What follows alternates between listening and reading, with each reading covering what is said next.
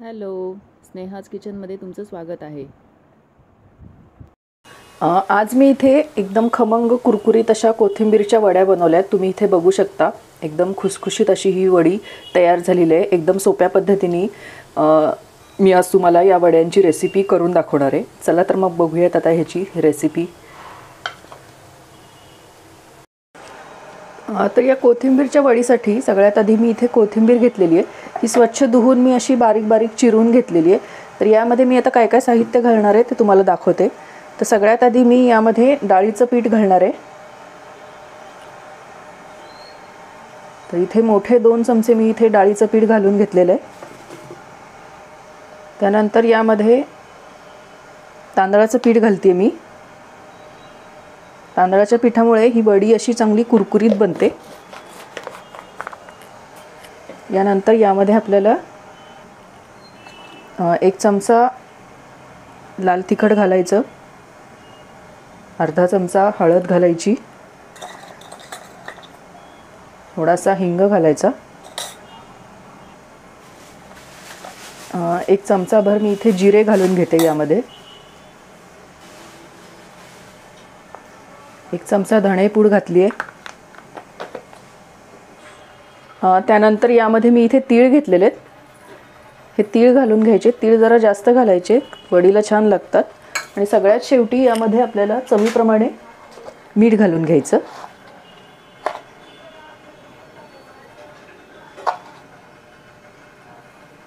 आणि हे सगळं आता एकत्र कालवून घ्यायचं आपल्याला। लागेल तसं यामध्ये आपल्याला पाणी घालायचं आहे।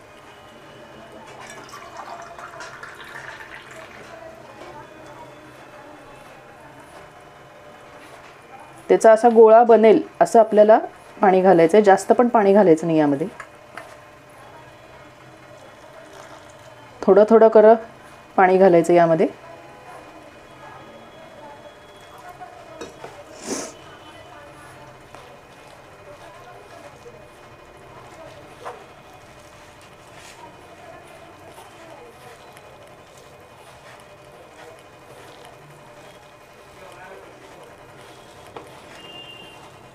तुम्ही इथे बघू शकताय, इथे मी अगदी अर्धा ग्लास पाणी घातलं होतं।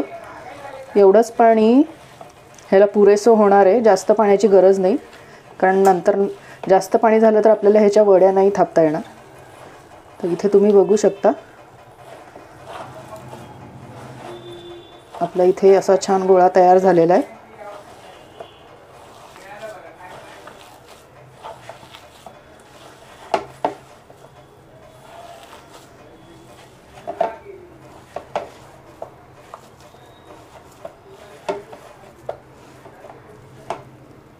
आता आपण याच्या वड्या थापून घेऊयात। तर इथे मी एक अशी स्टीमरची प्लेट घेतलेली आहे आणि ह्याला खाली असं तेल लावून घेतलेलं आहे। तर हा जो गोळा आपण बनवला आहे हा यामध्ये एकसारखा असा पसरवून घ्यायचा, म्हणजे वडी जी आहे आपली ती सुद्धा एकसारखी बनते। सगळीकडे पसरवायचा हा कडेपर्यंत।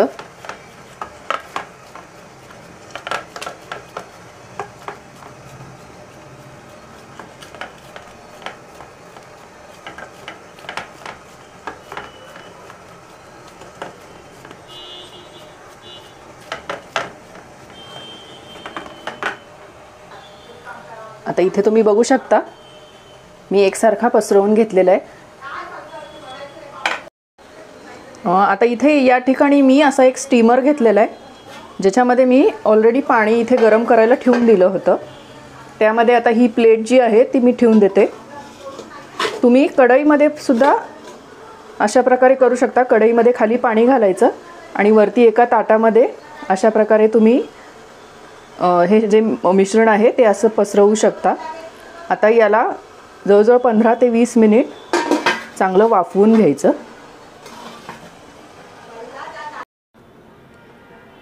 तर तुम्ही आता इथे बघू शकता जवळजवळ एक 20 मिनिट झालेले आहेत आणि हे आपलं हे वडीचं जे मिश्रण आहे ते छान आता शिजलेलं आहे। आता हे मी काढून घेते बाहेर।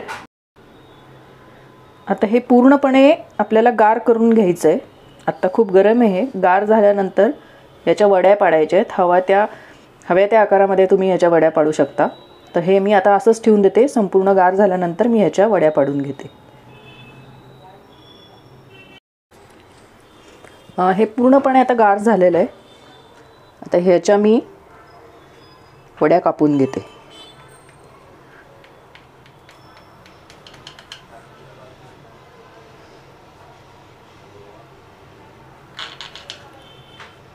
अशा शंकरपाळ्यासारख्या चौकोनी वड्या कापून घेणार आहे मी ह्याच्या.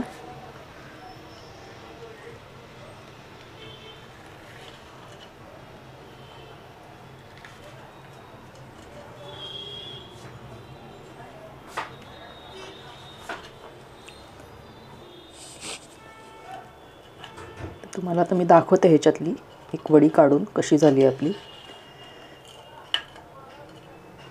तर इथे तुम्ही बघू शकता कोथिंबीर वडी आपली छान तयार झालेली आहे. आणखीन एक काढून दाखवते मी तुम्हाला. तर इथे तुम्ही बघू शकता खूप जाड नाही खूप पातळ नाही अशा प्रकारे ही आपली वडी तयार झालेली आहे. आता ह्या वड्या ज्या आहेत तुम्ही एकतर तळू पण शकता किंवा शॅलो फ्राय करू शकता. तर आता मी या सगळ्या वड्या ज्या आहेत या शॅलो फ्राय करून घेणार आहे. ते पण तुम्हाला मी आता दाखवून घेते. तर इथे एक मी आता फ्राय पॅन घेतलेला आहे. तर त्याच्यात सगळ्यात आधी मी तेल घालून घेते. हे तेल असं चांगलं पसरवून घ्यायचं.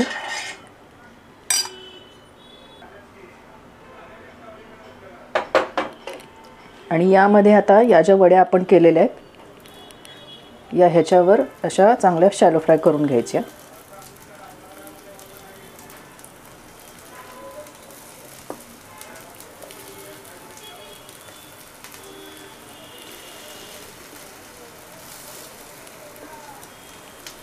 जेवढ्या मावतील तेवढ्या ठेवायच्या. राहिलेल्या दुसऱ्या बॅचला तळायच्या.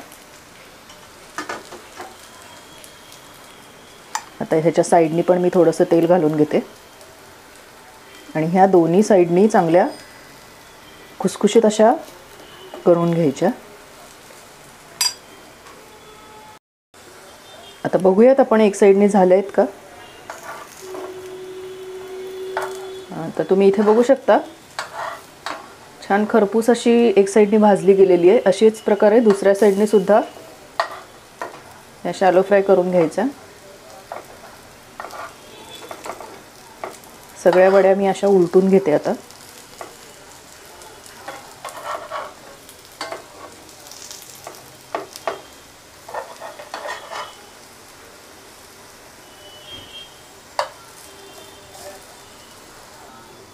आता दुसऱ्या साईडने सुद्धा आपल्याला असं छान खरपूस भाजून घ्यायचे आहेत.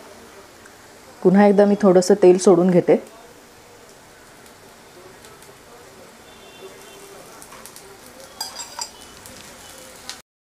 तर या वड्या ज्या आहेत आपल्या दुसऱ्या साईडने सुद्धा आता चांगल्या भाजून झालेल्या आहेत. आता त्या मी एक एक करून अशा काढून घेते.